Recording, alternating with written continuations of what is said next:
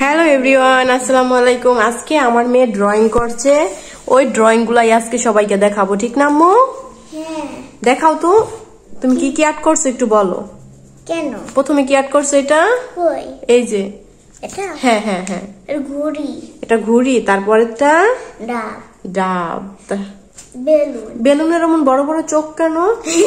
এটা তো দিছি, আগে দিতাম না। ও আচ্ছা, ডিজাইন করছো। হ্যাঁ। আর ওই যে সবার পরে জাট করছে সূর্য, সূর্যটা অনেক সুন্দর হচ্ছে, সূর্যটা ডুবে যাচ্ছে তাই না? কেন ডুবে যাচ্ছে? ডুবে যাওয়ার সময় একদম লাল হয়ে যায় না, এই জন্য ওই সূর্য আর্ট করছো। কি সূর্য? এই যে অর্ধেক ডুবে। তুমি তো শিখাইছো। আরে সব কথা কি বলতে হয়? সুন্দর হয়েছে। আর কিছু আর্ট করবা? হ্যাঁ।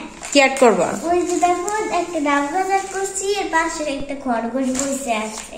একটা ডাব গাছ আর্ট করছো? এই এই যে একটা ডাব গাছ আর্ট করছে আমার মেয়ে, এই যে বলে ডাব গাছ। তারপর নিয়ে যে খরগোশ বসে রয়েছে। বুঝাই দাও তো এই ছবির কাহিনীগুলা। এই যে একটা ডাব গাছ, ডাব গাছে ডাব ধরছে, খরগোশ ডাব খাবে দেখা এখানে পারার চেষ্টা করতেছে। এই যে খরগোশ। খরগোশে ডাব খায়? হ্যাঁ, খরগোশে ডাব খায়। খাবে তো এখন, ওর অনেক ক্ষুধা লাগছে, এই জন্য এখন ডাব খাবে। হ্যাঁ, কিছু না পাইয়া।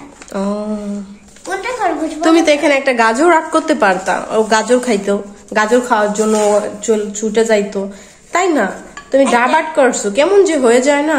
খরগোশের পছন্দের খাবার গাজর, ও যদি তুমি একটা গাজর আর্ট করে দিলে তাহলে ভালো হইতো।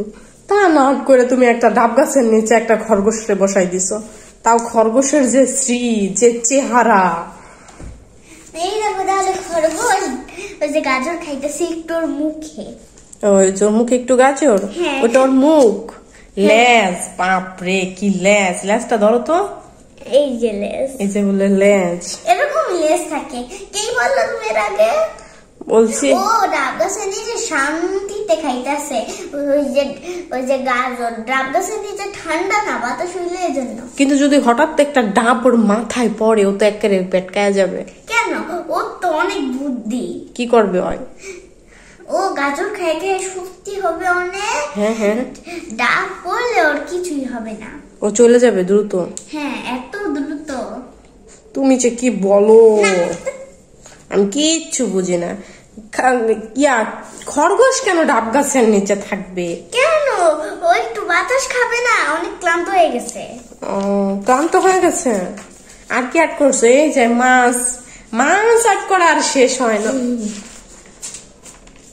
এই যে লেখা দিছি, অর্ধেক লেখা এই রাখে। যে চুমা। এই যে কি চুমা, তো দাঁড়া তোমাকে একটা মাছ আট করে দেখাই। মাছ আর্ট করে, মাছ দেখতে দেখতে সবাই ক্লান্ত হয়ে গেছে।